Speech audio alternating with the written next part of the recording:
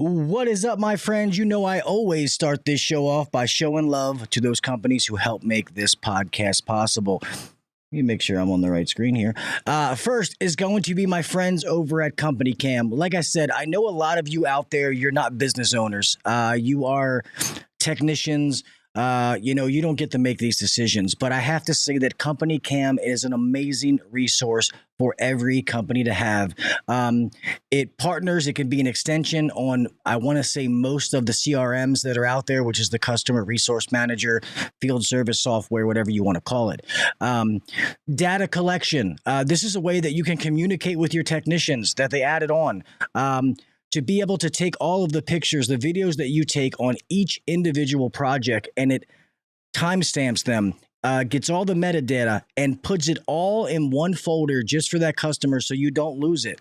It's not stuck in a CRM. I don't know about a lot of you guys, is we still use House Call Pro. We've wanted to change a couple of times, but they've actually come a long way. But one thing that we don't like where CompanyCam comes in is if you put pictures in, it's on individual jobs. So a technician, if they want to look back into the past, they have to go through each individual call. As we've grown, we have some customers we've been out to, quite a few times over the years.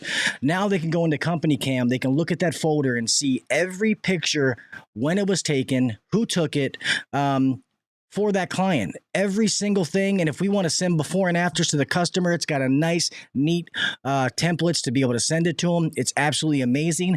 And a lot of these CRMs, they do similar things, but they don't do what CompanyCam does because it's an add-on for them. CompanyCam, it's what they do. Not to mention these pictures as far as SEO and being able to take them onto the internet to show people the quality of work that you do.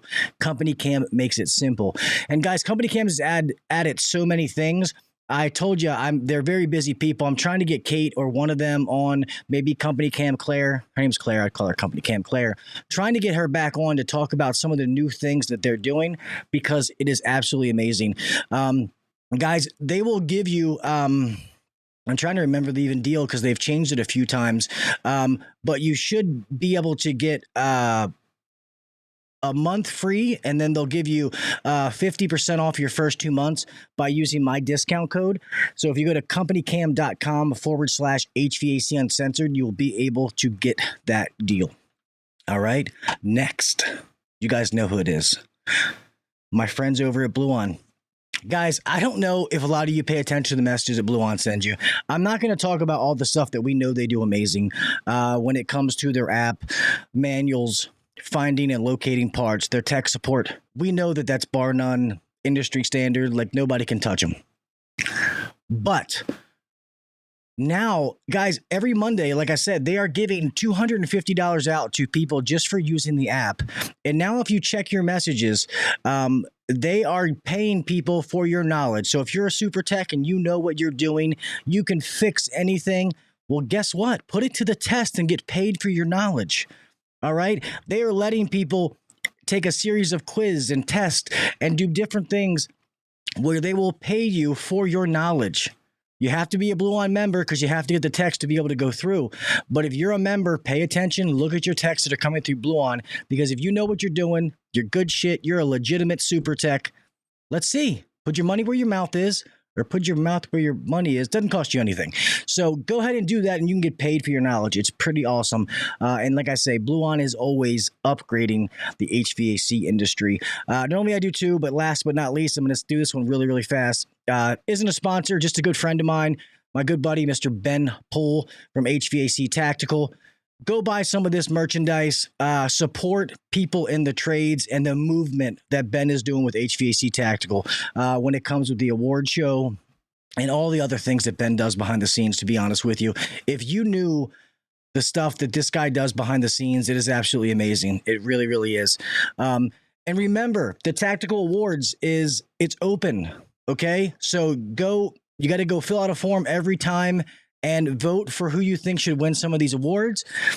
You guys think that I should be back-to-back podcaster of the year? That would be amazing, even though I would like to see somebody else win. But go cast your votes. If you guys think I should win, by all means, go do that. I'd be honored if you do that. But I just want you to go vote. There's Lady of the Year. We all know somebody, a.k.a. Misfits, who should be winning that award, in my opinion. But make sure you go cast your vote, be honest with it, and all the different categories. So these people who are doing the right thing, they get recognized because somebody who's won an award. It's absolutely amazing. It's a night that you'll never forget. All right. With that being said, let's get on to the show.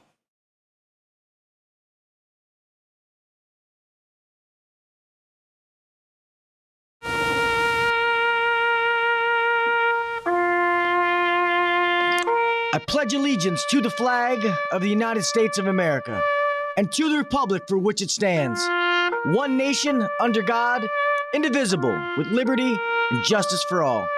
God bless the United States, and thank you to all those men and women who defend it.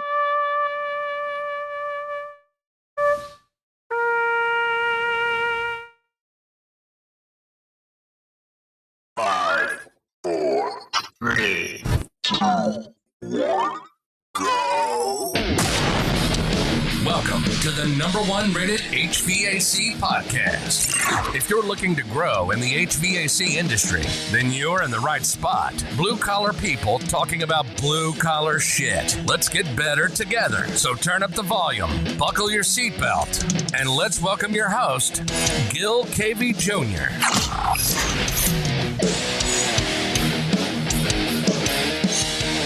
What is up, everybody? Welcome back to the HVAC Uncensored Podcast. I'm your host, Gil KV Jr. Here we are, another Wednesday, another hump day, and another great show for you guys.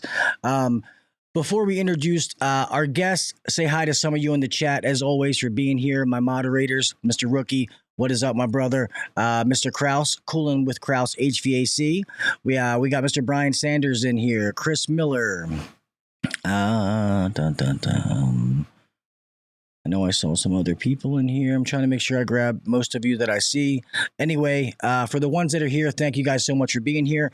It's been a crazy night. We got a big chiller thing that we're doing. We don't normally do that kind of stuff. It's for a friend of Ryan's from church. So we are taking care of it, and it's got to be done with the next couple of days. So I was out there. I will be out there today, and I will be out there again tomorrow morning, knocking out some of this stuff. So not too bad. It's just different for some of the guys. Dusted my tools off. Get out of here, man. I am always a tech. I'm even better with a wrench than I am with a pencil. Come on now.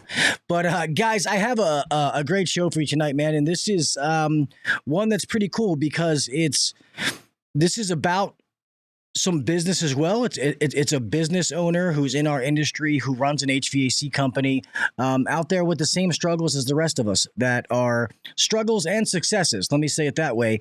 In the HVAC business on a different side of the country, as well. He's had some amazing products that he's invented and put into the market to help people when it comes to HVAC installation. I've looked at some of these. I'm very curious to talk about some of them, but I think you guys are really going to enjoy this. So guys, without further ado, let me bring my guest on. It's going to be Mr. Jason Carter, the owner and founder of Ingeni, and it's also Innovative Comfort Systems is his company, and he's going to be accompanied by his VP of Business Development, Mr. Kevin. Hello, Joey. Hello. Good. Go ahead. It's fine. I know it's hard to not know when somebody else is talking. First and foremost, thank both of you for coming on tonight. I really appreciate it.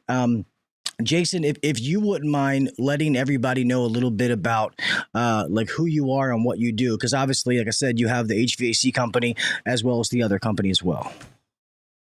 Right. Yeah. So thanks for having me on, Gil. Really appreciate the opportunity. So I'm a third generation HVAC contractor, grown up in the trades. My experience with schooling is trade school, and then some school of hard knocks with learning how to create a business. So yeah, I grew up doing HVAC. That's all I've ever done. We're in the Seattle metro market, and so we do a lot of gas furnaces up here, a lot of heat pumps, a lot of boilers, a lot of wet heat with hydronics. And I started my own business in 2010, kind of on the tail end of the crash of the market. My dad shut his business down, and So what happened was, I didn't have anything else to really try. I just knew HVAC. So I said, well, I'll just take a stab at doing it myself. And 2012, we really entered the Seattle metro market and really started getting into ductless. I mean, that's where all the work was. So that's really where things have gone from there. We really started going away from doing forced air ducted systems, and we really started doing a lot of boiler work. We really started doing a lot of ductless mini splits. And ductless mini splits right now is probably about 70% of our business total. Nice. At this point, we're a Mitsubishi triple diamond dealer. We usually get an award every year at the Mitsubishi meeting. And we're really big on infill construction. So, we talked a little bit before the show. You guys are big on service. A lot of guys are really big on retro. But that's kind of where we're kind of weird in the market. We're actually a very large ductless company that does new construction. So just a lot of ductless in this market. And we just we've had problems like everybody else with manpower. I mean, kind of my motto is I don't make money unless my guys are turning wrenches, right? I don't make money on callbacks. I don't make money when my guys are picking up parts at the warehouse. I hate will calls probably more than anything else in the world. We started having trouble with ductless installs. I don't really know how familiar a lot of guys are with ductless installs, but you're usually installing a backing plate, and it doesn't really matter the brand, whether it's Mitsubishi, Daikin, or Lennox or whatever, some Medea brand or whatever. But you've got a backing plate you got to install, and then you got to run in your power communication wiring and your refrigeration lines and your condensate drain. And so what we were having on the new construction side, not so much retrofit, but new construction, is that we got other trades coming in behind us, right? We're going in at framing stage, and we're putting in these refrigeration lines or condensate drains. And then we got guys coming behind us that really it seems like they like jacking things up for the HVAC guy more than anything else. You got drywallers, you got painters, you got landscapers, you got siders. And so we really, really struggled with having line set damage. It was really problematic. I mean, we'd go out to what we call trim out phase. Painting's done, trim's done, and we're going to go out and we're going to set wall heads. We're going to go out and set condensers. And we have damaged refrigeration lines or cut refrigeration lines, or the drywallers thought, hey, it's not going to hurt to just take these line sets and move them over another 2 inches so we can put this full sheet of drywall in, right? And that was problematic. So really in 2014, we really started experimenting with just sheet metal boxes. I was thinking, maybe we could find something that's kind of like a receptacle for the wall heads to try and protect these from damage. So in 2014, we started just experimenting with different things, and never could find anything that really worked good. And this is something that's kind of separate, but in 2015, I actually took a sabbatical from my business for a year, and I helped launch a home automation startup. So I had a customer that I work with that's a mechanical engineer, brilliant guy. And Kevin's actually involved with the company as well. So that's kind of how me and Kevin actually met up. But he started a home automation platform, and I do see home automation as being really big in the future. It's really going to impact the HVAC market. And I'd really like to see HVAC contractors take that and own it. There's going to be competition from, electrical trades and all that. And that's a whole separate, conversation and argument. But I do think that low voltage control people like HVAC technicians are well suited to take that and run with it. So I took a sabbatical for a year and helped launch that. We raised about $1.5 million and did some product development. And but what the really cool thing was, it introduced me to plastics manufacturing. That was the cool thing for my HVAC experience. So so I took about a year sabbatical from my business, went back to my business in 17. And during that time, 2016, we launched our first generation enclosure box. So we call it the Gen 1 roughened box.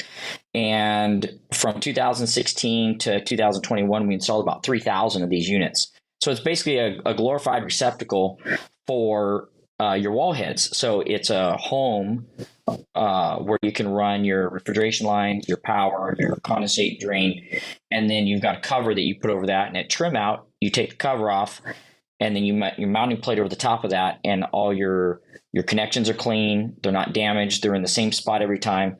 So we're really looking for, because we've got, I think 23 people now total. We've got like 16 or 17 people in the field. So that's a lot of different people, different ideas on what to do, where to put it, how it should be connected up. And having a receptacle made it where we could be consistent, right? I mean, we want consistency between crews. So different people could come out at either the roughen stage or come out at the trim stage, and things are the same all the time. It's consistency.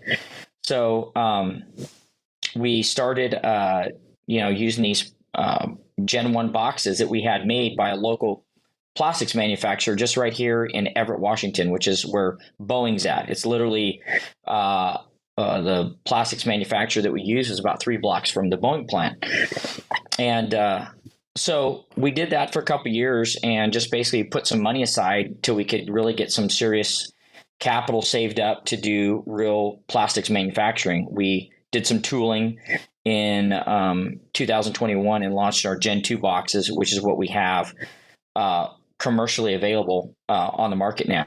And so we've basically got 2 products that we've developed, and they're just really for trying to save ourselves as HVAC technicians and installers from trade-related damage. So we got the wall box that goes inside, and it basically works with either a wall head or like a floor mount head. Like, I'm not familiar with a lot of brands, what they have, but there's several others aside from Mitsubishi, which is what we primarily use, that have like a floor mount model. And so, this box, this enclosure, the Gen 2 box, works really well with that. But we also have a flashing that we developed that goes on the outside because we're having problems with, particularly with siders, some with landscapers where, we run our refrigeration lines out the side of the building.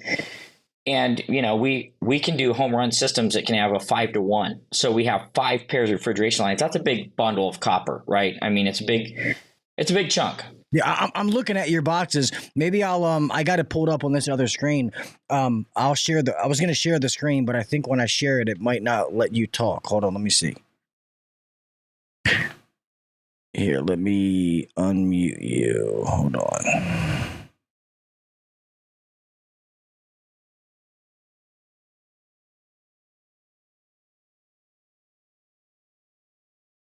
Yeah, it's not working. So real fast, guys, if you go to their website, you can see his products is what he's talking about. I was going to try to show this while I was talking, but it automatically mutes him the way it's built. So let me go back. But this right here is the product that Jason is talking about. Sorry about that. I was trying to get it to unmute you, but it wasn't. That's right. That's right. Technology, right? Yeah, right. Pain in the butt. Yeah. It's pretty awesome that you do that. So we don't do any really new construction. We have some like contractors and stuff that we work for that a lot of times the guys, we just install it all the same day. We don't have to go back because it's an addition. It's different. Somebody's there. And if it's studs, we just put up a piece of drywall, hang our piece, and then they know that their people come in and just drywall up to it. But I can see what you guys have to deal with, especially when it's got to be something that's repetitive. That's how you're, making money in new construction is a really good product, but it's got to be efficiency and getting it knocked out. Right. I'll ask you this though, just business. I'm curious that,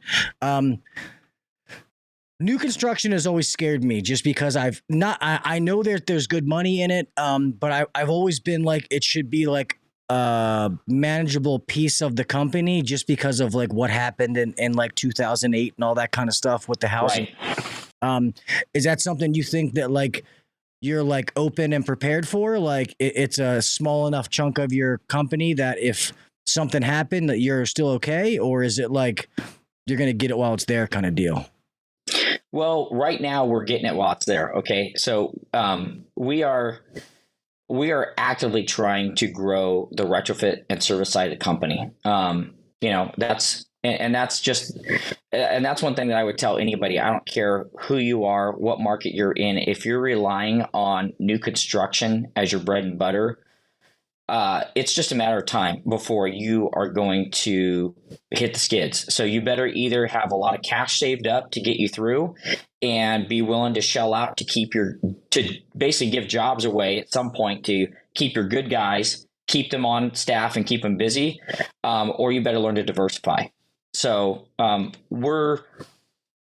will say, as far as what we are, we started out as a new construction company. That's my background. That's what my grandfather and my dad were. And so, just seeing different slowdowns and things like that, it's caused me to realize that, you're not going to be successful long term, just new construction. There's too much volatility. I mean, there's too many ups and downs. I mean, we vote for a new president every 4 years. Who knows what's going to happen? That's just the way things are. Yeah, no, that makes sense. There's so many uncontrollables that you can be the best at what you do and you can't control things that happen. So, and I've heard people say, they're like, I keep this as 30% of my business, or I take it up a little bit, but I have a really good service department that I know that if this was to drop, they can carry it. You know what I mean? So that's why I was just curious, because of things I've heard, because we've never done much of it. Also, the other thing is, there's in this area, especially Washington, D.C., you put them together, it's a huge market. There's some big boys that kind of monopolize that market. Like, unless you're going to do it for free, you can't touch these guys. So you might get little builders, but the big builders around here on the East Coast, they're just, I don't have the buying power that these people have to, buy equipment by the warehouse load and stuff like that, so we've never got into it, but I know some people that have done very well. So that's why I was curious, but that's also with the ductless. I've seen a good number of people. The guy that I was talking about, the business owner that I met with, talking about, he's actually very, very big on ductless systems. So I've seen a lot of people, like, we do a good amount of ductless systems, and then we do a lot of, around here, oil to electric conversions. People, cost of oil. But I see a lot of people that are taking that, like, hey, we don't want the other stuff. We're just really good at this. And you would think, like, well, why would you just cut yourself off from this whole other half of the market? But they're making a killing. And I'm like, hey, touche to you, man. That's awesome. Yeah, it's six in one hand, half does the other, the way that I look at it. I mean, I do think to a certain degree you need to stick with what you know. A couple years ago, I tried branching out into doing electrical, like full scale electrical, hiring at least in our neck of the woods, it's called an O1 electrician, which is a guy that's licensed to do pretty much anything, industrial, commercial, whatever, and tried to open electrical division, and it about put me out of business. Just not the right kind of guy, not the right kind of fit. The guy was a great mechanic, but couldn't help me develop the business side of it. And so, we're just low voltage control electricians, the way that we're licensed in Washington State. And, we're just sticking with that for the time being, because that's what we can do. But when it comes to the market, it's like, yeah, you're really taking a big roll of the dice if you just try and stick with just new construction. However, kind of where we're at, there's a couple things that are in our favor. You mentioned the big boys, and that is true. There's a lot of big companies that, they've got the muscle, they've got the dollars, and so they can get the best prices. They can beat up the reps for, special pricing that we can't get. But we go after small builders. We go after guys that want good service. And that's kind of one of the things that we look at is guys that go, you guys do a consistent job every time, no matter who's out on the job. And you guys, you either deliver what you say you're going to deliver, or if you can't, you'll at least be up front and let me know, hey, we're running 3 days behind schedule. I'm going to give you a heads up. You guys just don't ghost me for a week and then, not show up. So that's one thing that we've done that's helped us with the new construction market. And then the other thing is that I used to avoid areas. Like I said, I was raised on new construction. We mainly did plat development. So gas furnaces. My dad was a big Trane dealer. We did a lot of Trane gas furnaces and, just pound out. We get a system down and basically go into a plat, 70 houses, 30 houses, whatever, and, do a layout. And the guys would, be able to get them down where, if we had a plat of 50 houses, we might have 5 plans in it, right? Do the same house 10 times. And, we're really gaining on our labor by the time we get to the last couple of houses on each plan. Our profit margins were incredible. We're killing it. But, once the market crashes, that's the first thing to go. So you're always running that risk. So what I looked at was the metro markets, the metro areas are the biggest pain in the butt to deal with for everybody. So there's a lot of people that don't want to deal with them. So like in Seattle, you have to have a separate refrigeration license. You have to have a separate gas piping license. You have to, if you're going to do a forced air system, you got to get a mechanical permit and a refrigeration permit. If you're doing multifamily, you got to get a specialty design review permit. There's all kinds of different stuff that you have to do. And a lot of guys just say, you know what, that's not for me. I'm not getting to that market. So that does help buffer you a little bit from the guys that are just working out of the back of the truck and, they're just going for the lowest dollar. They're going to work in more rural areas where, the permitting's a little lighter. The restrictions are a little lighter. But that's one thing that we've actually found that's worked in our favor is we've got a system down. We've got a guy that works in our office that he's part-time quality inspection manager. And the other part of his job is permit coordinator. So he basically part-time, he's going and just literally going to each one of these cities or the counties, and he's pulling permits and just making sure that we have all of our licenses up to date, making sure our fees are paid. And that takes a lot of work. So there's a lot of guys that aren't willing to do that, right? And so there's kind of a happy medium when you can get enough people. I mean, like I couldn't do it when I had 8 people. It's just me and my wife working in the office and a part-time sales guy. We couldn't do it. There was just no way we can keep up with everything. But if you get to where you got enough staff where you can still pay your overhead and everything and still keep on top of this stuff, it does open up some opportunities for you. So there are some, in my opinion, there are some very difficult markets to work in when it comes to legislation or when it comes to just paperwork BS in general, where you do have an opportunity to get in there if you're willing to jump through all the hoops and do the work. That a lot of guys that are kind of working on the back of the truck or small guys aren't willing to take the time to do it. No, that makes sense. And Maryland's the same way. There's apprentice, journeyman, master's license. So I got a master's license, HVAC, and then I got a gas fitter's license. Ryan, who is my buddy who's actually the owner of the company, he's got Maryland, DC, Virginia, Delaware. He's taken, we use his, so there's no point in me taking all the other tests, but, we're the same way. So when it comes to electrical, we can go from the load side, like from the panel out, but normally they're supposed to run the wire from the panel to the disconnect, and then we can take it from the disconnect to the unit. It gets a little crazy, but at least you guys have something. When I didn't know until I started doing this podcast that there is only 18 total states in the United States that requires any kind of licensing, because Pennsylvania being so close, I got a family member up there who he is the biggest hack. And the fact that he runs a company, I'm just like, man, this is crazy that they don't require anything. I know some really good guys too, but seeing a guy like him, I'm like, this is crazy. They require nothing. The other side, I was going to say, what's good with the new construction side, one of the positives is you don't really got to spend a bunch of money on marketing because you're building a relationship and there's nobody to market to. No, once you get in with somebody who likes you, you're game.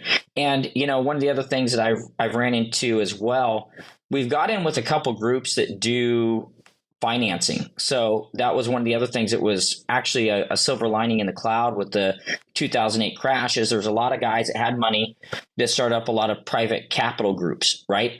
And so a bunch of those are based in Seattle. And so we started getting in with some of these contractors that are doing this private equity. They're not going to banks for construction loans. They're going to private equity groups, right? So these private equity groups are going out, buying property, and they're fronting the money for these builders to be able to build these projects, and then they split the profits at the end. So it's a pretty cool system. And that's been a huge part of our marketing. You take care of one guy, he'll refer you to his other buddy that he's working with, right? And so, we got a really good group of clientele just by, working those angles. That's pretty awesome. I want to ask a few other questions, but I feel Kevin is just sitting there and he's got that beautiful ductless system sitting behind him. So Kevin, yeah, he does. What is your day to day with Jason in the business? Like, I know you're involved in a couple of the business that Jason does.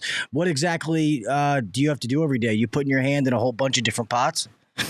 Talking to with Ingeni, I mean, as Jason said, and you noted, there's not a lot of marketing for HVAC contractors when we do a lot of new construction, and so ICS is about 80% new construction, 20% retro. And so I've been focused on Ingeni with Jason. And the challenge there, we were at AHR this year. It was a great show. The challenge is really with any new company in the HVAC industry, and you probably know this much better than me, is getting distributors, right? So I spend most of my time working with manufacturer reps and trying to line up the distributors. I've been kicked off a bunch of marketing campaigns, which have been pretty interesting, and looking for folks like you. To talk to you about the product and get Jason's story out there, because what's so compelling is with ICS and this is Jason really tried just about everything out there. He went. There are a few competing products out there, and we were using, like in the case of the ICS, we were using a competitor's product for many, many years, and it was an okay product. But Jason saw how he could make it just a little bit better, and that's what came out with our flashing. And yeah, the trade damage is a big part of it. But I don't know about where you live, in your neck of the woods, but up here we have a huge problem with copper thieves. And so Baltimore, we burn our own city down. Trust me, they steal copper too. Jason had called me over, and we walked through a Pulte development he was working on, and copper thieves had just come through, and we were fortunate that this one happened after we got our flashing, launched, and the benefit of our tool is if somebody could do thousands of dollars worth of damage, but if you have to open up the walls and so forth,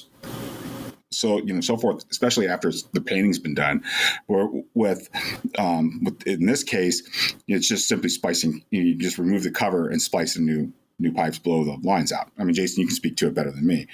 So when you go back to it's just getting the words out, writing white papers about this, the cost effectiveness of it, and then trying to get people to try it. So I spent a lot of time sending out samples.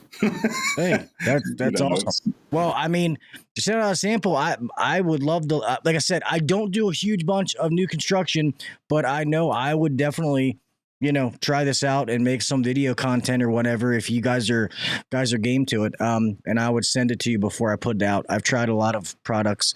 I guess I'm running to UPS tomorrow for another big contractor, so I'll just get you I'll just send some to you. Yeah, absolutely. I should have, and I apologize. I should have sent you some already. It's no. It's hey, I should have had it in hand. No, it's all good, because sometimes I think some of these best products that are made are from people who were in the trade. They were doing the job, and they're like, "There's got to be a better way." And those are the guys that make these things. So I'm not affiliated with them, but I know a lot of people that do like the Subco Trade Fox stuff, where they sell their idea to them and they help produce it and all that kind of stuff. And, some of the products I've seen, they're like, why the hell didn't I think of that? You know what I mean? And it's how a lot of these things are. It's like, because somebody took the time to be like, I'm going to put in the effort to make something better. So I love seeing people in the industry do this and reap the rewards, because you should. You're not just helping your job. Now you're helping every single HVAC installer out there be more efficient and easier at what they're doing. I'm curious. I wish I could put this up. So when I'm looking at this is literally when you make the hole, you run your stuff up and you just screw this into that space. And then when you come back, you just go over top of this, or do you take this back out? Well, with the Gen 2 box, I can just 30 seconds, you put it in between the studs before the other trades get there, and you sort of stake out your space. So you have a place for your your line sets. The electrician knows where he's got to put the wire. If the electrician's doing it. I mean, we put these in my house that we built, and I was there with the electricians all the time. So okay, you got to run the 220 there, and also if you have like a pump, there's room for a pump there. Your condensate pipes are, everyone, as Jason said, everyone knows where they've got to put the stuff. Then you just close it up, cover the lid, and then your drywallers can come in, then your painters can come in, and then your fine carpenters can come in. So that's inside the building. So you don't have to worry about somebody kinking the line set, and it makes it sort of a production type environment. With the flashing, you put the flashing plate on outside, then you can wrap it, and then you can side around it, and the cover's there to prevent moisture intrusion. In Hawaii they have issues with geckos, so you can easily put a wire mesh on it to keep the critters out. And it's very simple to work with.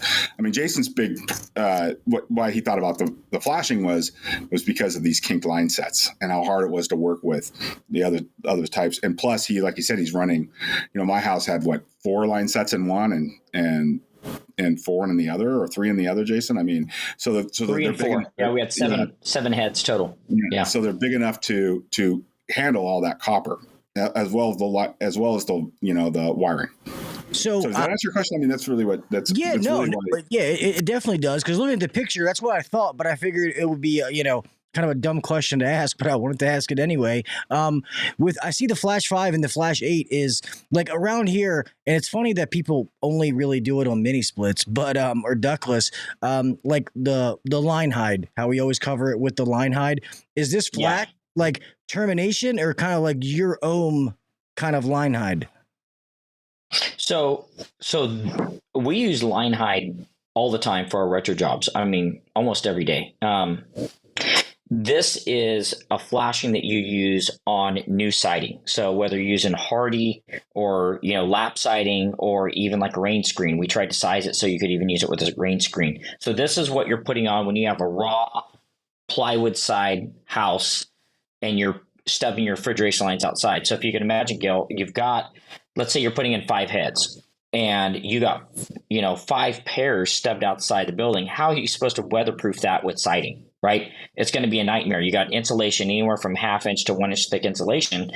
That's going to really suck trying to do that. We've tried a lot of stuff. We tried using cedar blocks. We've tried using all kinds of different vent caps. We've tried, I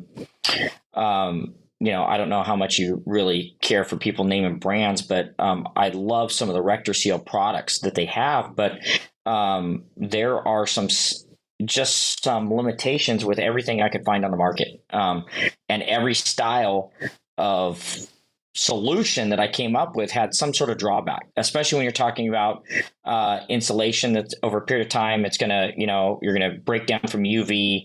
You're gonna have problems with rodents. I mean, there's so many problems. So that's why I came up with a flashing where you could basically have a base that's mounted to the raw wall, and then you flash it with your flashing tape or whatever, put your siding on, run your line sets through the hole, you cut whatever size you need in the OSB outside, run your pairs through anywhere from, you could run 1 pair, or we've ran 5 pairs through, and then you put your hood over and you've got a weatherproof, waterproof termination for 5 pairs of line sets, and it works.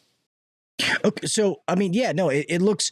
So if you guys go to do line hide after the fact, do you just connect up to this, so you wouldn't need like the normal like termination plate that you would use, where you slide it underneath, screw it in, and snap this over? You would just go off of this, correct? So yes, as far as the box, yes, correct. We've used the box. So, and we've had several jobs where you know how retrofits can be. I mean, sometimes you're gutting just the inside, outside siding stays or whatever. So we've done a lot of hybrid type approaches where we use the Gen 2 box inside for the wall, and then we're running the refrigeration lines out to line hide, and then running that, a channel down to the compressor location. So we don't use the flashing in that application. That's pretty neat. Yeah, no. So when you guys sell this, like if I go online and I want to buy this, can you guys literally warehousing and fulfilling these shipments yourself? Do you have like a third party doing it, or are you like eating all this stock like it's all you? Well, at this point, we have a partner here local in the Seattle metro market that's doing warehousing for us. So we're basically doing fulfillment ourselves. In our local market, so Washington and Oregon, we're actually in Johnstone Supply. So we're really pushing to try and get this national. We've got a couple others that have started to bring it on. FW in your guys' neck of the woods. I don't know if you haven't been watching this or not. I really don't. But FW Web has just brought it in. East Coast Sheet Metal, we're in their system, but they haven't ordered any yet. They're waiting for contractors to get involved. We just have a similar partner we've been working with in Chicago, who's doing Upper Midwest. They're like a warehousing company, and they work with distributors. So that's been part of the challenge. I'll be honest. It is much more difficult than I ever thought it would be. I used to work for a group purchasing organization to break into these distributors. And, Jason was able to leverage the large volume that ICS does to sort of like, quote unquote, force Johnstone to carry it. And Jason's a big believer in the distributor, model, right? So he actually, ICS buys the product from Johnstone, even though there's another company that sells it to Johnstone. I mean, so we're trying to really build that kind of network out, and it has been a challenge, but we're finally getting some traction. I know it's hard from seeing it and hearing from other people. And obviously you saw that Bluon is they're my anchor sponsor. They're my biggest one. And it wasn't even a product. It was their new app, getting supply houses to use it and link to it. Right. And I helped do that for them with them. Let me just say that, because they have a bunch of people that do a lot of awesome work. And even seeing that side, and I'm like, they don't even have to pay for this, well, not up front, but I was like, seeing some of the behind the scenes, I was just like, man, this is crazy how hard some of these things are. And then I've seen some of different products too. And it's, especially when you have some of these big national, and I'll say their name because I absolutely hate them, man, now I'm not going to remember their name. The people that make New Bright, what is it? The big chemical and New Calgon. Because, I love Mr. John Pastorillo from Refrigeration Technologies. He is just an amazing man. He was a chemist scientist who was also HVAC. He's made all of his products, and a lot of things that are duplicated are his inventions that were changed just enough that somebody could patent it and not be stealing his idea, like the whole like foam foil, the coil cleaner gun and stuff like that. He had the original one, not New Calgon. So when you have companies like New Calgon that are like, hey, you're going to sell my product, but you have to take the whole catalog and say they make something that is similar, but is not even one iota as good as what you offer, or even the same thing. A lot of times these people are like, oh, I can't because of the deal I signed with them, right. Like we ran into that. Yeah, we have to go custom order things like, hey, I don't want that piece of shit. I want the Refrigeration Technologies gun. Well, I can get it for you, but I got to special order it. It's just like, come on, man. We do have a partner that will sell cases, and that's PacWest out of Mukilteo. But so there are ways we can do it, but my job's really just getting the word out, and getting people to call up the the distributors and just say, hey, have you heard of these guys? That's where we're at. That's why, it's just really building awareness because in many ways it is kind of, we're telling people about something that they haven't thought of. And so they've got to, they got to warm up to it a little bit, but some people just get it. Yeah. And you guys can't be the only, there's somebody else that's in the same position as you doing the same kind of business model that's going, this sucks. How can I fix it? And they're going to scroll through or maybe listen to this podcast and go like, you've got to be shitting me. Somebody made this. This is awesome. You know what I mean? Like they just have to hear and know that it exists. Right. And that's why I decided to do it. I mean, in 2015, when I got introduced to plastic injection molding, and I was like, this stuff is way cool. This is bad out. I mean, I saw all kinds of, doing tours of facilities and seeing how stuff was made. I saw how parts are made for big companies. I mean, Crimson Trace, Uber, these different companies that have these products, these everyday products, and it just opened your eyes to how stuff's made. And I said, guys, I've got an idea. I've had an idea for a couple of years on something I want to build. What do I got to do to do this?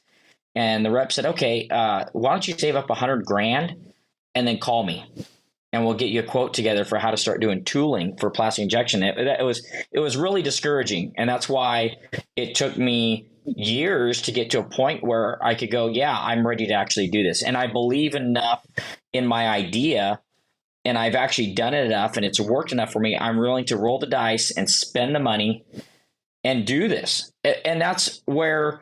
Not everybody can do that. Not everybody has that opportunity or even believes in their own product enough. Like you said, there's a lot of companies out there that offer to buy ideas from people because they know the average Joe technician out there that's got a great idea for some widget or gadget that's just killer. That saves time or saves money or whatever. They don't have the opportunity to do that. So, there's a lot of big companies out there that have the muscle and they're going to buy it up and then they're going to turn it and make money because, again, they've got large product lines and they can push it straight out through their distribution networks. But if you're a small guy and you don't have that, then you're really pounding the pavement trying to get your idea out there. And you literally have to go.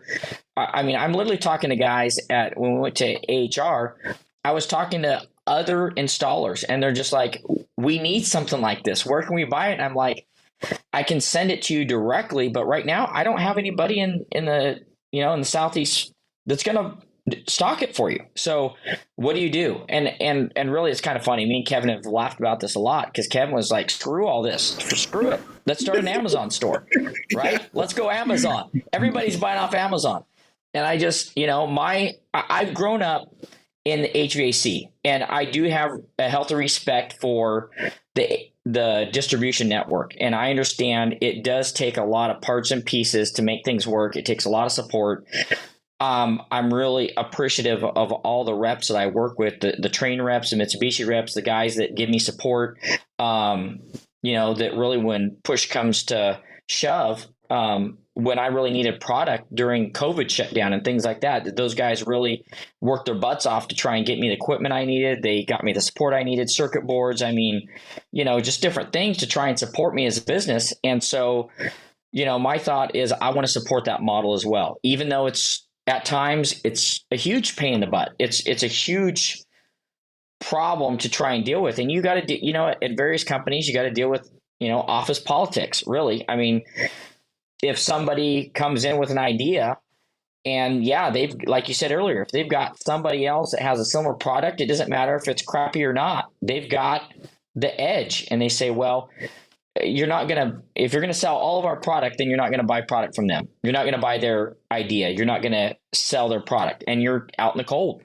Yeah. And even like just as a business owner, not even the other people getting to do it. If this is solving exactly why you created it, that you don't have copper getting stolen and you don't have somebody mess it up, that therefore is adding time onto your job, maybe pushing back your deadline. or killing your people because it's like, hey guys, I know you normally get off at 5 and you would be done, but now we got to rerun this line set. I need you to work till 9 o'clock because it has to be done by tomorrow. You know what I mean? Yeah. You don't have to do that anymore. And the builder is going to know that, like, hey, these guys are always on time. They don't have these other issues that maybe the guys I used last time. Like, it's funny that their copper never gets stolen. You know what I mean? Like, right. Because in Baltimore City, I mean, we have to cage outdoor units, like even mini splits, because they will steal it. If it's a 2-day install, it might not be there when you come back for the second day. That's how bad it is. That's why I say a lot of the new construction people down there could use stuff like this. The only thing, a lot of stuff in the city, there's new construction, but it's it's retro, but not. It's like gutting an old building and then they use the guts and then redo it because some of them are historical or whatever they want to call it. Right. And a lot of times they are going back with ductless or they're doing VRF. I was going to say, so you guys do any like VRF stuff as well? We do some VRF. We've done some apartment buildings VRF. We've done some small mixed use buildings VRF. Like the Mitsubishi City Multi or like their some of their S series, Pumi series type stuff. We've done some of that. VRF's really big. Washington State. So I'm actually a voting member of the Residential Energy Code TAG Council. So TAG is the Technical Advisory Group for the State Building Code Council. And we just had our codes put back. The State Building Code Council voted to send back 90 days. We usually have a new energy code that comes out the beginning of July every 3 years. But they had to delay it for 90 days because I don't know if you heard about it, but the federal preemption issue that Berkeley had with the natural gas lines running to new buildings. And they got sued by, I think it's a restaurant association down in Berkeley, and it went to the Supreme Court. And it was a federal preemption issue that basically the city of Berkeley got slapped down because they're trying to limit gas supply. So it's a big thing, and it's affecting states all over that are trying to ban natural gas. So, I see this kind of stuff happening all the time where our state, Washington in particular, is really pushing for VRF. So it's a big heat pump VRF friendly state. We don't have any problems selling ductless and VRF here. We just don't. It's just that's what the state wants anyway. They don't want natural gas. They don't want oil. We have a very healthy oil to heat pump conversion program in the city of Seattle. It's a big business. And so, yeah. And we do you see a lot of VRFs in historic buildings. Because it's very, it's minimally invasive, and so, yeah. Yeah, we see it a lot here too, especially being so close to DC. I feel like whatever is in the White House, it just kind of like feeds here. So with the big, tax credits for electric and, we have people calling. We had one today, actually.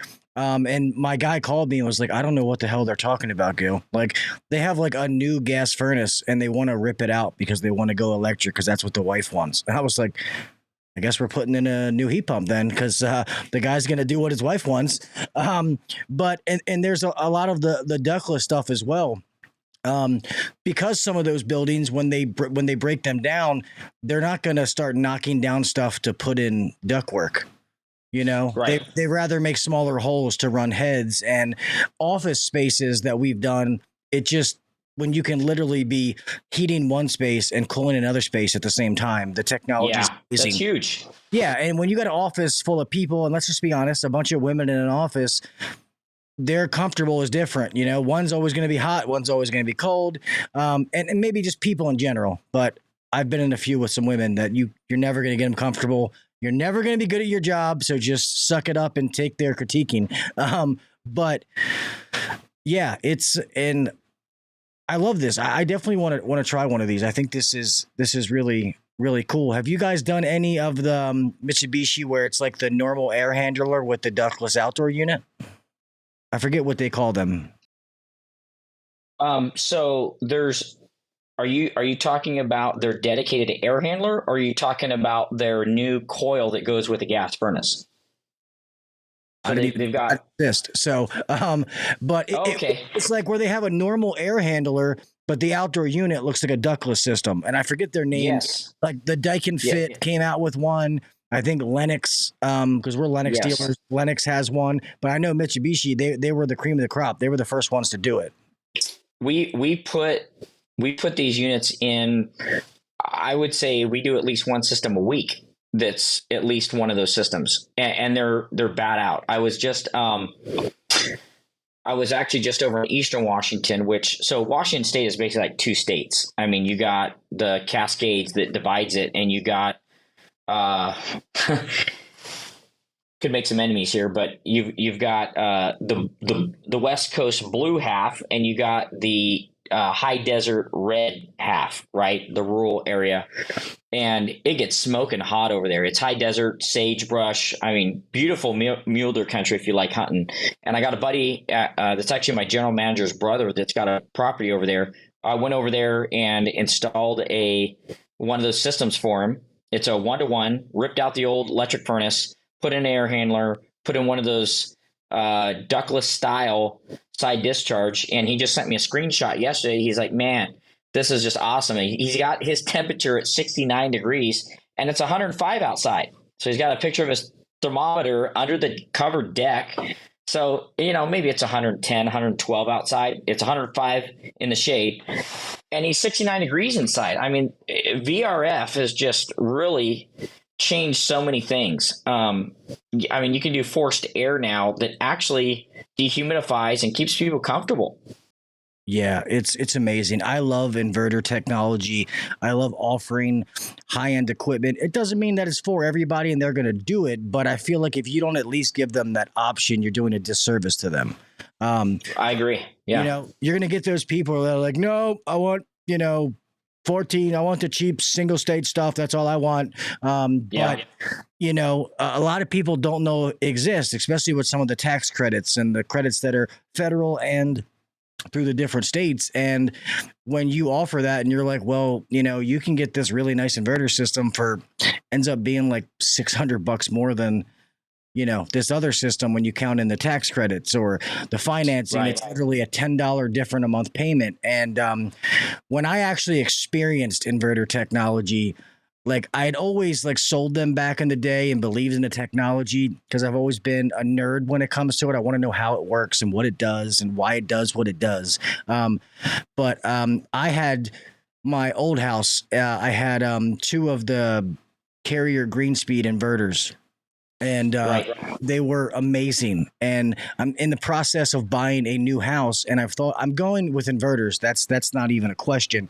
But I've debated whether I want to do something like that with the ductless outdoor style or, something different. So I'm going to keep it creative and maybe make it a series at my own house. But I got to get the house first and see what's in it. Yeah, I hear you there. It's just one of those things where, if you haven't experienced it, you don't understand it. I mean, you can't appreciate it. And when I built my house in 2019, right as COVID was really blowing up. And I did a boiler with, I did basically a rambler with some bedrooms upstairs for the kids. And we did a concrete slab with hydronic heat. And then I did ductless everywhere, literally every room, including the laundry room has its own ductless. And, you just set it and forget it. And it's just so comfortable. I mean, people don't, until you have it, you can't appreciate it. I mean, I would never do forced air in a house again. I'd put ductless everywhere. I mean, it's amazing because Seattle right now, what's the latest numbers, Jason? 50% of Seattle doesn't have air. Doesn't have cooler. Yeah. Yeah. And so ductless is really taking off because it's getting hot. It's 90, what was it today? 92 here, and we don't normally get that hot. So yesterday was 96 in Linwood. So yeah, I mean, I was in Shelton. It was 96. I mean, so we're seeing that really take off. It's the high-end home builders also that I was at a retreat and talking to one, and he goes, "Well, ductless, we don't put those in our high end homes. This guy builds homes like in Medina, Washington, to the Microsoft world, but that's changing because as Jason said, putting a ducted system in. I have every room except for my laundry room. Jason has he's split ended. He wants and it's awesome. My heating bill's my electric bill's only $200 a month, and that's including an electric car. I mean, it is so cheap because you only need to cool and heat the areas that you're in, right? And it's awesome. I mean, I'm a big fan of Mitsubishi.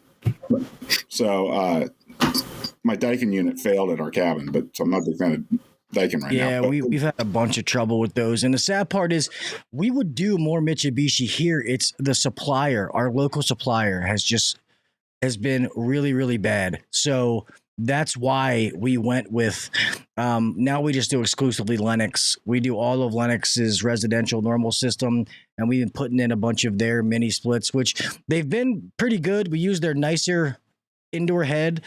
I want to say it's the MLMM. I should know this and don't, but their nicer one, and it's been really, really nice. The service has been good. If you got to clean it or take the fan blade out, the squirrel cage, it just pops out. It's been good, but we tried to do Mitsubishi, and it was just being able to keep up. And like I said, the supplier, and I don't want to say their name because they're big, even though I should. That's the uncensored part of this, but people can still sue me. But yeah, that was one of the big problems. And it's funny because they're trained in Mitsubishi. They also do Rheem. And it's just, we can't run a business off of it because I can't be so up and down. I mean, we do a lot of stuff, and when I need it, I need it. And I get it when everybody's messed up, but when I can literally call every other supplier and they can give me their version of what I need, and then I call this one and they're like, "We can have it in like 3.5 weeks." I'm like, "Well, I don't need it in 3.5 weeks, bud. Like, I lost the job in 3.5 weeks." Right. So it is what it is. And that's why I tell people, I think there's a bunch of amazing brands out there, but sometimes your local area has a lot to do with that as well, that you deal with a supply house that takes care of you and is helping you build your business in the direction you're trying to take it, that it's more than just equipment. It's, are they providing training? How is their warranty? Are they giving you like a buyback program? You spend so much, you get, this percentage back or whatever. I'm like, there's more to it. So, and I get it as a technician, you're like, "Oh, well, I like this brand. That's what I'm going to sell if I start a business." Well, when you actually start to run a business, there's so much more to it than that. People are like, "Oh, I don't understand why these people put in Goodman or Daikin." Well, it's probably because they got an amazing fucking deal. And there's more to it, and that place is taking care of that business. Trust me, we fell in that rabbit hole and we climbed out of it and ran away from it. But at the beginning, it was an amazing deal. It was something we would have been dumb to turn down as far as a business at the position we were in. There's just more to it where people need to realize that. Right. Hey, Gil. Yeah. I'm just going to move. You'll see me moving. I'm just moving to where I can actually plug in power. So just don't mean to be distracting, but I'm losing my battery. And just so you guys know, we're at past an hour. So I'll start to, end this thing down soon. But while Jason's moving, Kevin, if somebody is interested, and I'll put this link in the actual podcast. If somebody is interested in this, they just go to the website, to the IngeniPro.com is where they can buy it. Actually, I'll send you I can send you, it's PacWest is our sales partner. Okay. They will buy direct right now, and they're PacWest sales out of Mukilteo. I can send you the info. And then they sell by the case. In the case of the Gen 2 boxes, there's 8 of them. And then the Flash 5, there's 4 or 5, and the Flash 8, there's 4 because they're bigger. We have all the same boxes. If you're in the Northeast right now, you can go to FW Web for the Gen 2 boxes. But we can definitely get them to you, and you have my contact information. I answer the phone pretty much all the time. So, and even I work East Coast and West Coast hours. So So we can always get going. But so we can supply them to you, no problem. Anyone who wants them, but the main goal really is to get into your local distributor, so that you can just pick up a box when you want, and but we want to get the units out there and get people using them. So, well, just if it helps, I mean, because of the podcast and they know who I am, and everybody knows that I'm from Baltimore, even I'm outside of Baltimore. I use more, the local Johnstone is what I use because of the relationship as far as like truck stock and different things. But the one to get into on the East Coast is Ari Michael. They were from here, but I actually have some connections there that I can reach out to them and maybe start some dialogue. They might tell me to get effed. They might say, "Oh, this is great," but I figure it's worth a try, because they are up and down the East Coast, and the Washington D.C., Virginia, Baltimore. I forget how far they go up and down, but they that's a huge. If you can get with those on the East Coast, it's only going to open up from there, because then all their competitors are going to want to compete against them. So that's what I found helping other people with similar products. If we can get into their door, then it kind of opens it up. But what I was saying earlier, Ari Michaels is one of the problems is because they're so big, they deal with like the new Calgon and they sign these big, huge deals. But sometimes it still works because I don't see anything in there that is similar to what you do. So I don't think it would compete against anybody else. So it shouldn't be a problem. Cool. Oh, that'd be great. I'm definitely going to be shipping you a box tomorrow. So some flashing inside. And send you a Flash 5 and a Gen 2 box. So it's not a problem.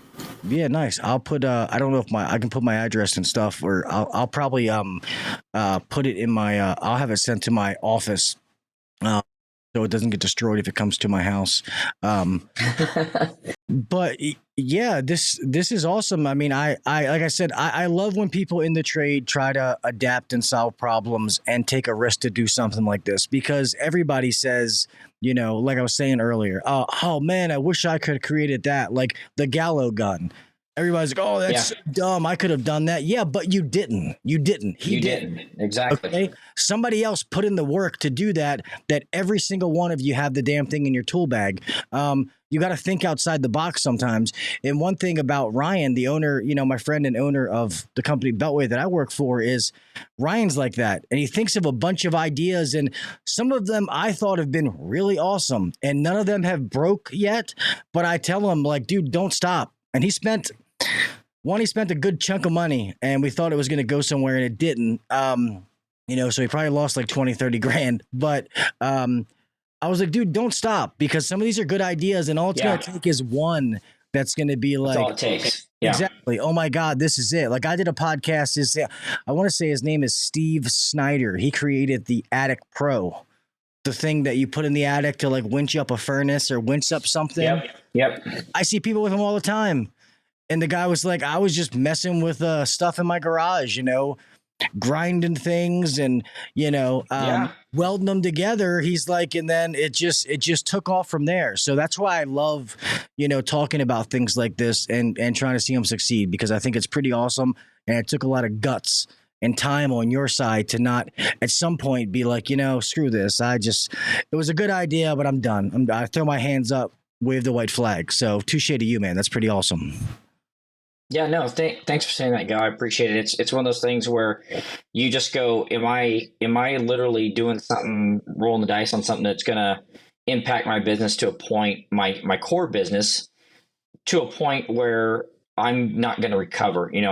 So if I invest, 150 grand into doing a bunch of products and marketing and all this stuff, am I ever going to recover that? I mean, and that's one of the things I had to do. I mean, and Kevin knows, we've talked about this quite a bit.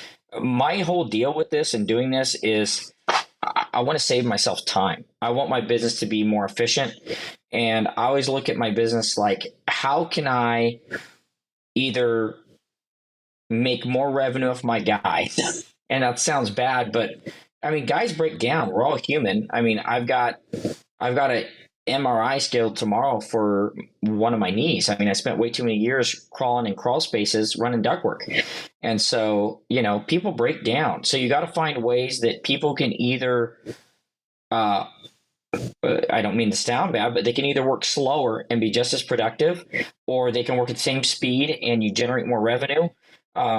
Or you're talking about like these different inventions where you can save your back by using, a great product that lets you still do the job, but you save your back or you save your knees or whatever.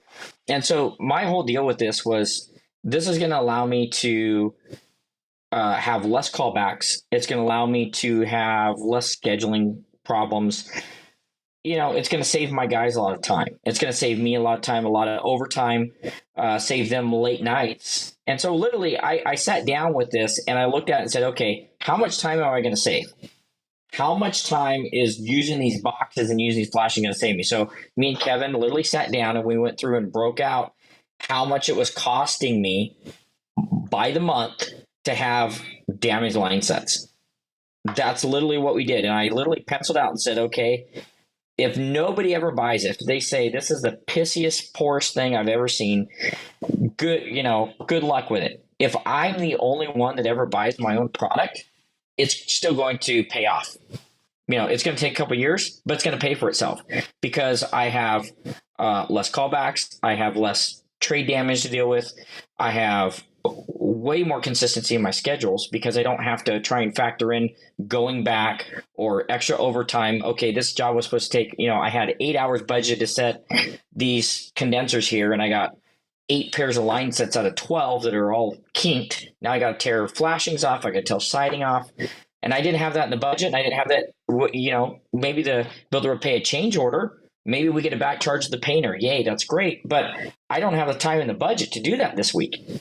So how do I manage that, right? Or it starts to piss people off.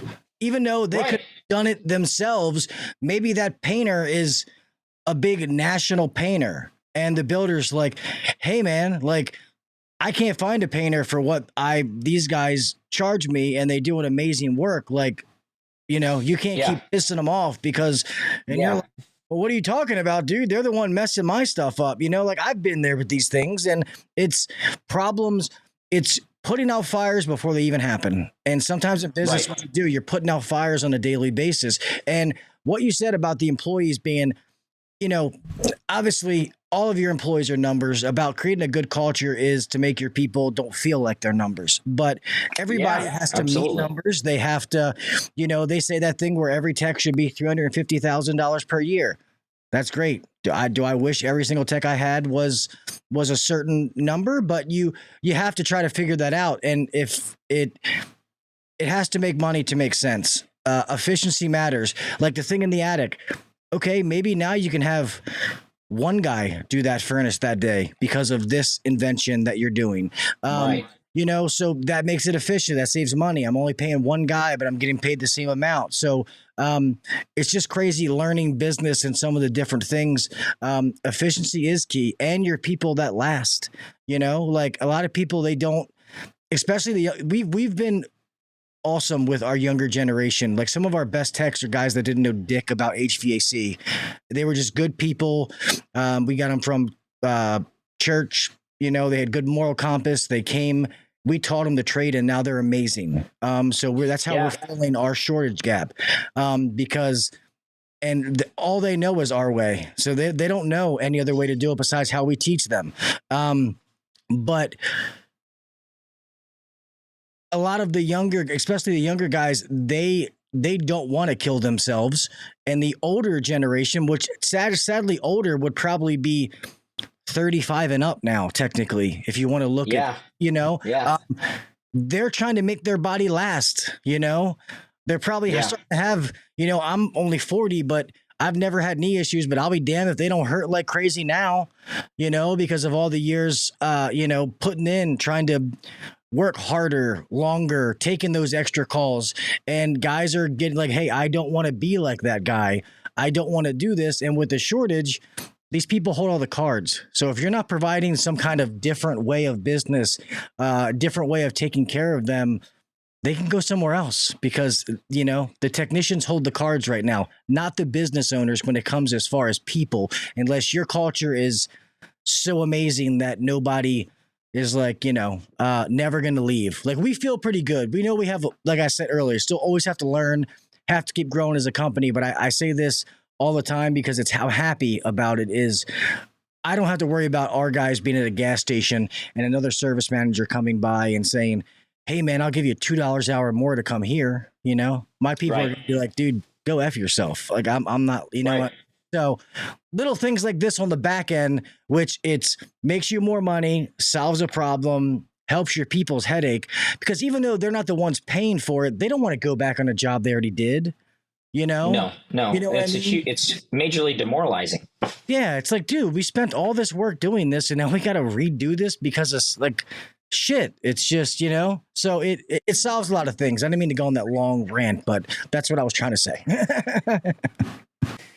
Yeah, no, it's funny what you said because I relate to it pretty well. It's like our best people, the best people I have, they've never worked at another HVAC company. The worst people I've ever dealt with came from 2 or 3 or even more other HVAC companies, and they got stuff in them that you can't untrain, man. And that's one thing that's hard. I mean, one of the best guys I ever had working for me had only ever done carpet. He was a carpet layer. And he's just like, dude, that industry is going to kill my knees. So I'm looking for something else. And he's been one of the best installers I've ever had. Yeah. And I used to be that guy that was like wet behind the ears kid that was the youngest guy in training. And I feel a lot better now that it's like I see other kids out there. I mean, you're right. There is a younger generation that is coming on. I mean, I do think that I wish there was more incentives, right? I mean, just in society in general to, for people to be proud of working in trades, but it's not really like that. So we definitely have a shortage. But yeah, you're right. You have to get creative sometimes and try and find ways. I mean, like one of the things we do a profit sharing program, and so guys got an incentive, hey, if the company makes money, I can bust my butt all year. I can get paid good. But if the company's making money, I got a kickback coming back at Christmas, so that's something that we try and do. And there's different things that, companies do, but yeah, you got to create a culture somehow so that you don't just lose a guy for $2 an hour and you're cycling out people. It's too expensive to try and train people and then lose them. Exactly. And I agree with that 100%. And I always say a lot of times people don't always leave for money. They leave for opportunity. If they know that they're with you and there's chances that, hey, I can be here for the long haul. Like maybe I can eventually be a manager or something. People will stay for that. Or if there's somewhere for them to go.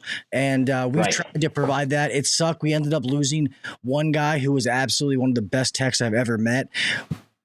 He was more of a commercial industrial guy that used to work for the government. We only got him because they were forcing the COVID shots and he wasn't going to get it.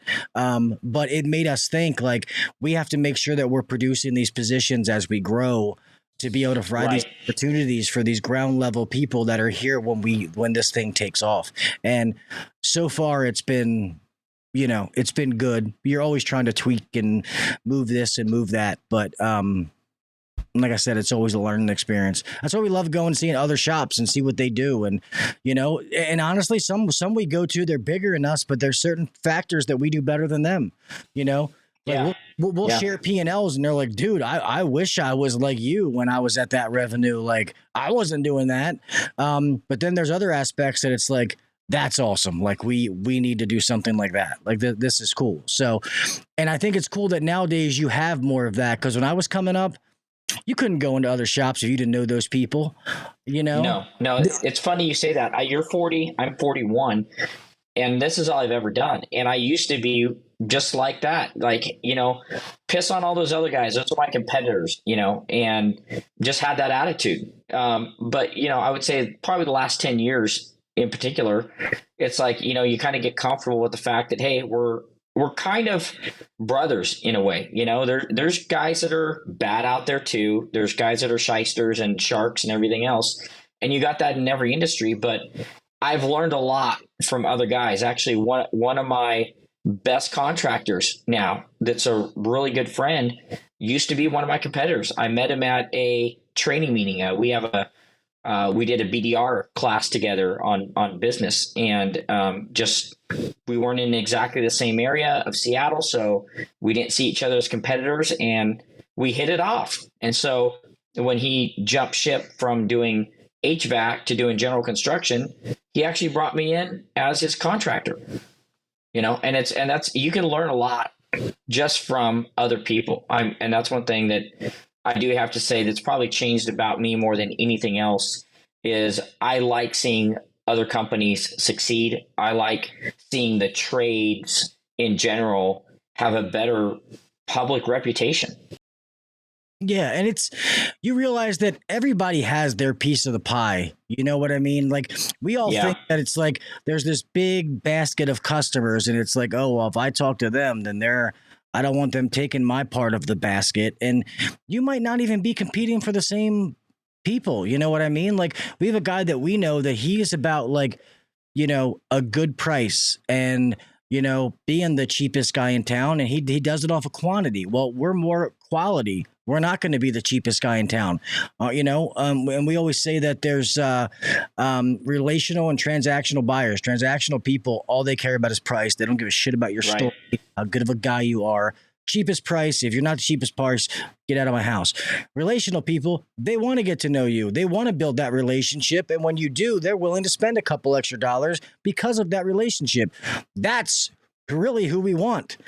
We want to work our way through the transactional to get to the relational. And easier said than done sometimes. It's a lot of work. Yeah. I mean, it's one of those things where we've had the same thing happen where, you try to work with somebody and maybe even a couple of years or whatever. And then they ghost you, they're gone. And then they call you back 6 months, a year later, and like, well, yeah, I was just trying to save some money and went with another guy. And, it was worth the extra money to have you guys do our work.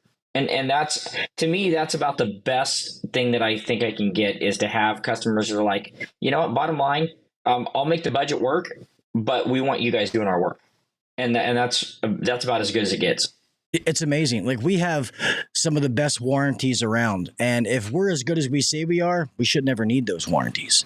But if we don't, then you got to honor them. And one of them is if somebody has a major component failure in the first 3 years, compressor, heat exchanger, we're not going to replace the compressor. We're going to replace the whole outdoor unit because let's be honest, if that happens, maybe it could be the manufacturer, but we probably didn't do something right. Yeah. You know what I mean? We literally just did the same thing this week already. We had a customer that had a compressor failure on a Mitsubishi system. Matter of fact, it was one of their ducted, the air handler and ductless type configurations you were talking about earlier. And I just said, well, bottom line is she's not happy. We compressor failed. Somebody didn't do something right. Somebody's either they decided they really didn't need a micron gauge that day, or they didn't need, they really didn't need some nitrogen or something. Somebody did something because, and what you said earlier, there's a lot of people that are just like diehards on a particular brand. And I've told people all the time, I would rather, and no reflection on the brand, but I would rather have a Goodman system installed right than have a Mitsubishi system that's installed by a guy that doesn't care. Right? I mean, I agree. At the end of the day, the installation is what makes it more than anything. So I do have a funny story about this. So I don't know. I mean, I think pretty much everybody knows. I mean, Train and American Standard are pretty much the same product. I mean, they come off the same line. I've been down to Tyler, Texas, done the factory tour. And I always tell people if they ask, I said, it's like GMC or Chevy. If you know trucks, you got GMC, you got Chevy. It's the same thing. They're just marketed different. Same thing. I took over a plat from a builder that went bankrupt. I went into the project and I'm doing a walkthrough because we had to take care of all the loose ends that the other HVAC contractor left. And we were Train dealers and he was an American Standard dealer. And I walked in and I recognized the drywall guy that was there. He was doing the mudding and taping on a house. And I said, Larry, how you doing, man? Good to see you. I knew him from some other builders that we had worked through together. We chit chat, and he said, "You're taking over this project." I said, "Yeah, we're coming in. I'm gonna fire off some of these furnaces here." And he said, "Man, I'm so glad you guys are taking over." He said, "These American standard furnaces are just crap. These guys can't, they don't heat the houses at all. We're having all these problems." And I'm probably 25 years old at the time. I'm working for my dad, just, gung ho, balls to the wall, just get her done. And that's the first time I ever saw really how a brand could be affected by install. And I just literally sat back and I go, wow, we're literally installing the same furnace with a different name. But this other guy who went bankrupt was literally doing such a crappy job that everybody associated the install with the brand. And so you got a drywall guy out there that'll never say anything nice about American Standard again, but he loves Trane. And he doesn't even realize that it's off the same assembly line. And that's how much installation can make a difference. Yeah. We used to have the same thing with Carrier and Bryant. Same thing. One's gray, one's brown. And when people are like, "Oh, well, I'd rather have the Bryant. I saw that Bryant was ranked up here and Carrier was down here." And I'm like, "Oh, really?" I'm like, "Yeah, it's the same thing, right? Like it's there's no difference." So it is true. And to be honest, that's what happened to Goodman, because I don't think that Goodman makes bad equipment. I don't think they make the best stuff out there, but they make good, durable stuff when it's installed correctly. They've had a few misses on some things, but they all do. Where Goodman's name came into question is they were selling to anybody, especially in our area. Yeah, that happens. Yeah, these guys were going out and doing shitty installs. And like you just said, people were like, "Oh, this Goodman stuff's a bunch of shit." Well, it's not the equipment's fault that it was installed improperly or incorrectly. I do think there is some inferior brands out there. Some of like the Nordyne stuff and the Air Temp, those kind of things. I think some of them, the micro channel is kind of crap, but most of all of the big names, if you install it the way it's supposed to be installed and you use the installation manual and actually read it, not as a knee pad, it's going to do what it's supposed to do. Right. It's that simple. Right. But guys, damn, we're like way over time. But I want to. This is great. It's been great.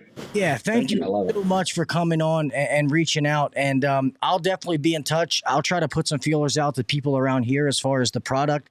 And when you send it to me, I can email you the address to send it to.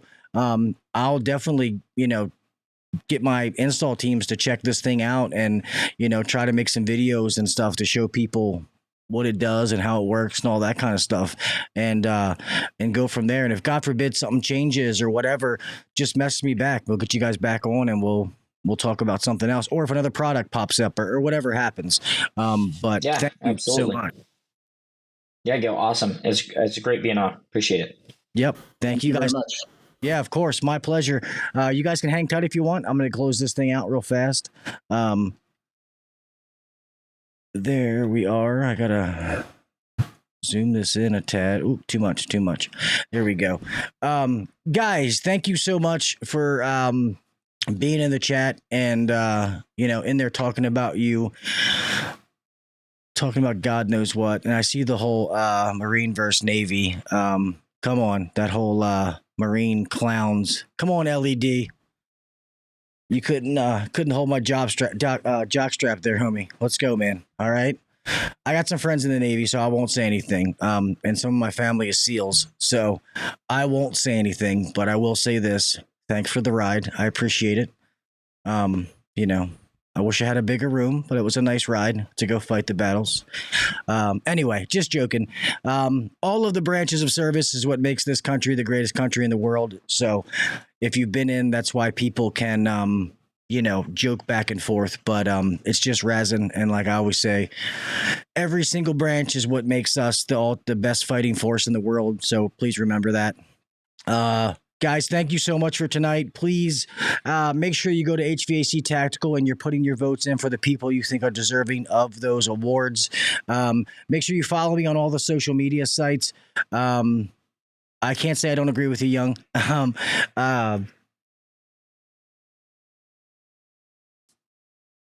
just say for the record. But make sure that you guys are going and following all the social media sites. I promise you, I do have a giveaway here soon. Yellow Jacket has sent me some crazy things. I got a random box with a random fucking hose, then a whole nother box with a fitting. So I guess these things are coming in pieces. I'm not sure, but I'm going to do a giveaway here soon. It's going to be a big one. I'm going to give away that combustion analyzer, and I got a couple other things that I'm going to give away. Like I said, with the whole getting my rental property done to be sold so that I can move, it's just been stressful, plus some business things, but I will do a giveaway for you guys soon enough. With that being said, thank you to my moderators. As always, I appreciate you guys for keeping the chat good. I know it wasn't a crazy amount tonight, but I appreciate you guys. Thank you very, very much. So let's close this out. With that being said, guys, remember, be safe out there. All right. We all got somebody to make it home to. We want to make it home the same way that we left. All right. Whether it comes with when you're driving, have your eyes open, be off your damn phone. When you're on a job site, be paying attention. I don't care who you work with. Hey, that breaker's off. Double check it. Let's just make sure. All right. Be safe, be smart, be hydrating yourself, all right? You got to go up in an attic. It's 100 degrees where you are. Go up for a little bit, do some work, go back downstairs, okay? You have nothing to prove to anybody, all right? Your job as a father, as a husband, if you're a woman, if it's a mother, a wife, whatever, is to make sure that you make it back home to the people that you're working for, okay? It's not, where the hell did that random thumb come from? But you know what I mean? It's to make sure that you make it home. So be smart. Do the little things. Set yourself apart from the next guy or girl. All right. Put in the effort to make yourself better, whether it's better technically, it's more about business, it's more about communication and sales, whatever it is. Nowadays, you have every resource at your fingertips, whether it is these podcasts, it's a book, it's some of the YouTube channels. I tell you, if you're in residential, AC Service Tech. His videos are amazing. You can learn anything. He has videos about every little single thing. You have Brian Orr, the videos that he makes. There's so many resources out there to make you better. So it's no excuse to sit around and say, I didn't know or I don't know. Because if you say that, you didn't want to know. Let's just be honest, okay? Keep pushing yourself. All right? With that being said, I love you, mofos. Be safe out there. And until next week, I'll talk with you later. All right? See ya. Thanks for listening to the HVAC Uncensored Podcast. Don't forget to check us out on Facebook and Instagram, or email us anytime at hvacuncensored@gmail.com. Now, get back to work. Shut this down. The views and opinions shared on the HVAC Uncensored Podcast may not necessarily be the views and opinions of our sponsors or guests.